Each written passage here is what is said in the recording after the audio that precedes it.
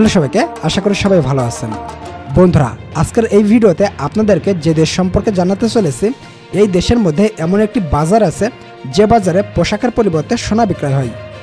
দোকানদাররা পোশাকের মতো সোনাকেও দোকানে সাজিয়ে রাখেন, আর ক্রেতারা তাদের পছন্দ মতো এখান থেকে সোনা ক্রয় করে থাকেন।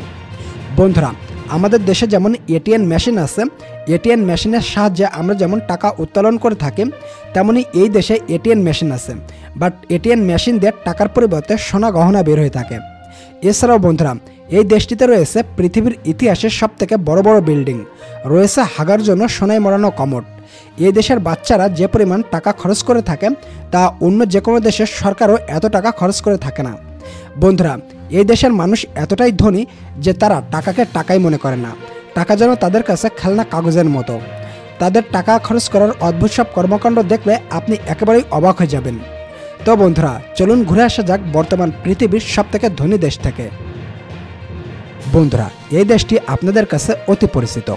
এই দেশের মানুষের বিতর্কিত কর্মকাণ্ড, বড় বড় বিল্ডিং, বিলাসবহুল জীবনযাপন ও টাকা খরচ করার অদ্ভুত সব কর্মকাণ্ডের কারণে এই দেশকে ধনীদের দেশ বলা হয়ে থাকে। এই দেশটির নাম হচ্ছে দুবাই। এটি একটি মুসলিম প্রধান দেশ। এই দেশের প্রায় 80% মানুষ মুসলিম। বন্ধুরা, বিশ্বের অধিকাংশ মানুষের ধারণা এটি একটি দেশ, কিন্তু না। দুবাই হলো সংযুক্ত আরব আমিরাতের একটি আধুনিক ও জনবহুল শহর মাত্র। দুবাইয়ের দক্ষিণে আবুধাবি, উত্তর পূর্বে শারজাহ এবং দক্ষিণ পূর্বে ওমান দেশ অবস্থিত। এই দুবাই শহরে পৃথিবীর সবথেকে মানুষ নির্মিত বড় বড় বিল্ডিংগুলো অবস্থিত। বন্ধুরা, আপনারা তো প্রত্যেকেই বুর্জ খলিফার নাম শুনেছেন। এই বুর্জ খলিফা এখন পর্যন্ত পৃথিবীর মধ্যে মানুষ নির্মিত সবথেকে উঁচু বিল্ডিং। এর উচ্চতা 2717 ফুট। এর ভিতরে রয়েছে পৃথিবীর সবথেকে উচ্চতম মসজিদ, রয়েছে হোটেল, রেস্টুরেন্ট, নাইট ক্লাব সহ বিনোদনের সকল আধুনিক সুযোগ সুবিধা। বন্ধুরা, এই বুর্জ খলিফার 60 তলার উপরে যারা অবস্থান করে, তাদের রমজান মাসে ইফতারির জন্য বাড়তি 2 থেকে 3 মিনিট ওয়েট করতে হয়, কারণ উঁচুতে তারা সূর্যকে অনেকক্ষণ দেখতে পান। বন্ধুরা, দুবাইয়ের অর্থনৈতিক প্রধান চালিকা শক্তি হচ্ছে রপ্তানি, ব্যবসা এবং পর্যটক খাত। প্রতি বছর দুবাইয়ে লক্ষ লক্ষ পর্যটক ভ্রমণ করতে আসে, আর এই পর্যটকদের ভ্রমণকে আরও রোমাঞ্চকর করার জন্য দুবাই সরকার 2001 সালে সমুদ্রের উপরে মানুষ তৈরি দ্বীপ নির্মাণের পরিকল্পনা করেন এবং 2006 সাল নাগাদ মাত্র 6 বছরের মধ্যেই দ্বীপটি তৈরি করে ফেলেন। এই দ্বীপটি একটি পাম গাছের আকৃতিতে তৈরি করা হয়।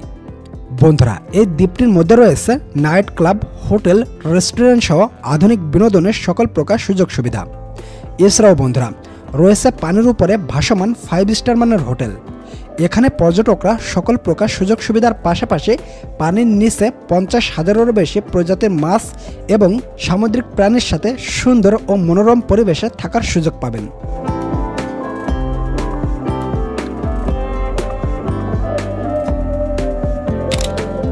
বন্ধুরা, দুবাই মুসলিম প্রধান দেশ হয় এখানকার আইন ব্যবস্থা ইসলাম মোতাবেক পরিচালিত হয়ে থাকে। দুবাইয়ে ঘুরতে আসা পর্যটকেরা বিচ, বার এবং নাইট ক্লাব ব্যতীত অন্য কোথাও ছোট প্যান্ট বা অশালীন পোশাক পরিধান অবস্থায় যেতে পারে না। এখানে শুধুমাত্র অমুসলিমদের মদ খাওয়ার অনুমতি দেওয়া হয়, তাও আবার লাইসেন্সপ্রাপ্ত হোটেলে যেয়ে খেতে হবে। কেউ যদি মদ বাসায় নিয়ে যেতে চায়, তাহলে তার কাছেও লাইসেন্স থাকা লাগবে এবং মদ খাওয়ার পরে কেউ মাতলামি করতে পারবে না। বন্ধুরা, দুবাই এমন একটি শহর যে শহরে নাকি বাতাসেও টাকা ওড়ে। দুবাইয়ের মানুষের কাছে এত বিশাল টাকা আছে যে যা অন্য কোনো দেশের মানুষের কাছে এত বেশি টাকা নেই।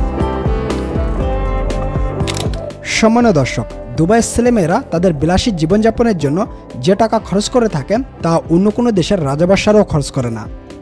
বন্ধুরা, আপনারা শুধুমাত্র এই ছেলেটাকেই দেখুন না। নাম তার রাশেদ সাইদ বিল হাতা, বয়স মাত্র 21 বছর।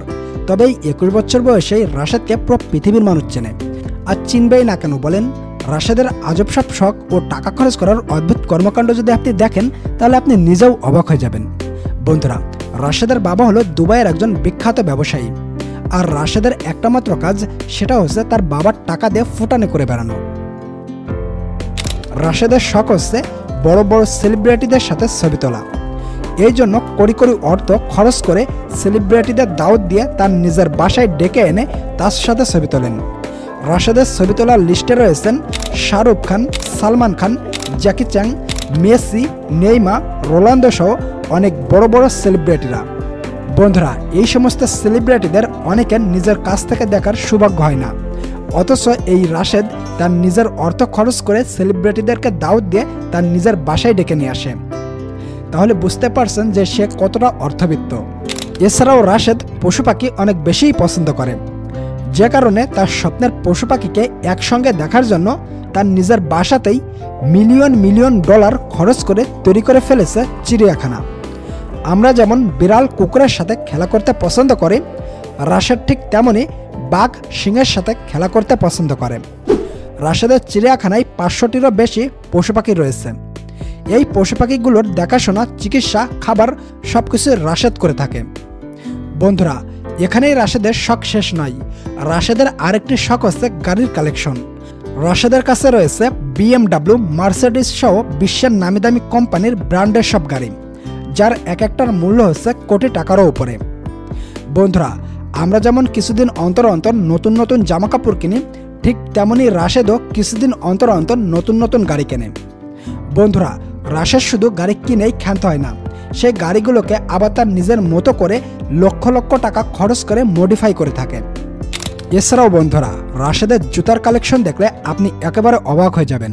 রাশেদের জুতার শোকেস দেখলে যে কেউ ভেবে নিবে এটা হয়তো বা দামি কোনো জুতার শোরুম। আসলে রাশেদের যখন যেটি মনে চেয়েছে তখন সেই জুতোটি সে কিনে নিয়ে এসেছে। আসলে টাকা থাকলে কিনা হয়।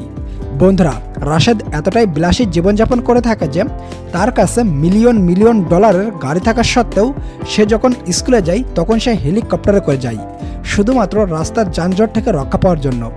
আবার কখনো যদি বন্ধু অথবা বান্ধবীর সাথে দেখা করতে যাই তাহলেও হেলিকপ্টারে করে উড়াল দেন। তো বন্ধুরা, রাশেদের এই জীবন দেখে হয়তোবা আপনি ভাবছেন যে রাশেদ কতটা বিলাসী জীবনযাপন করে থাকেন। আসলে দুবাইয়ের শেখেদের ছেলেমেয়েদের কাছে রাশেদের এই বিলাসী জীবন কিছুই না।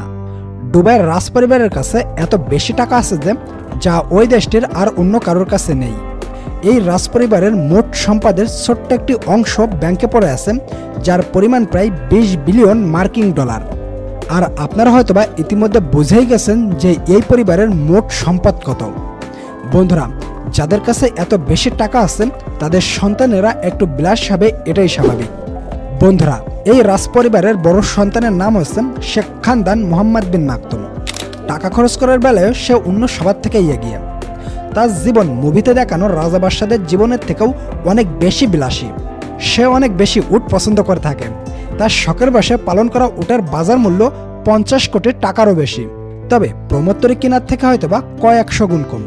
তার শখের বশে ক্রয় করা প্রমোত্তরীর দাম 1000 কোটি টাকারও বেশি। বন্ধুরা, এই 1000 কোটি টাকারও বেশি দিয়ে কেনা প্রমোত্তরীতে 24টি কক্ষ রয়েছে, শুধুমাত্র এই প্রমোত্তরীটি যারা দেখাশোনা করবেন তাদের জন্য। এই প্রমোত্তরীটি একটি 7 স্টার হোটেলের মতো। এখানে আপনি যা চাবেন তাই পাবেন। এছাড়াও বন্ধুরা, তার কাছে এমন আরও 4টি প্রমোত্তরী রয়েছে, যার এক একটার বাজার মূল্য 500 কোটি টাকারও বেশি। শুধু এখানেই শেষ নয়, রাজকুমারের গাড়ির কালেকশন যদি আপনারা দেখেন তাহলে আপনার মাথা ঘুরে যেতে বাধ্য। তার কাছে রয়েছে বিশ্বের নামি দামি ব্র্যান্ডের সব অত্যাধুনিক গাড়ি, যার মধ্যে রয়েছে সোনা দিয়ে তৈরিও গাড়ি। বন্ধুরা, এখানেই শেষ নয়, দুবাইকে স্বর্ণের শহরও বলা হয়ে থাকে। দুবাইয়ের মানুষ পৃথিবীর অন্যান্য দেশের মানুষ থেকে একটু বেশি স্বর্ণ ব্যবহার করে থাকে। দুবাইয়ের মানুষ এত বেশি স্বর্ণ ব্যবহার করে থাকে যে তারা গাড়ি থেকে শুরু করে বাথরুমের কমোটেও স্বর্ণ ব্যবহার করে থাকে। যে কারণে আপনি যখন দুবাইয়ে যাবেন তখন দেখতে পারবেন যে দুবাইয়ের দোকানগুলোতে পোশাকের মতো স্বর্ণ সাজিয়ে রাখা হয়েছে, আর ক্রেতারা তাদের পছন্দ মতো এখান থেকে স্বর্ণ ক্রয় করতেছে। এছাড়াও সামান্য দর্শক, একটি জার্মান সংস্থা দুবাইয়ের একটি মলে পৃথিবীর সর্বপ্রথম একটি গোল্ড এটিএম মেশিন বসিয়েছে। এই এটিএম মেশিনের সাহায্যে আপনি গোল্ড এবং স্বর্ণ বের করতে পারবেন। তো সামান্য দর্শক, এই ছিল আমাদের আজকের ভিডিওটি যদি আপনার ভালো লাগে তাহলে একটি লাইক করে দিবেন। ধন্যবাদ।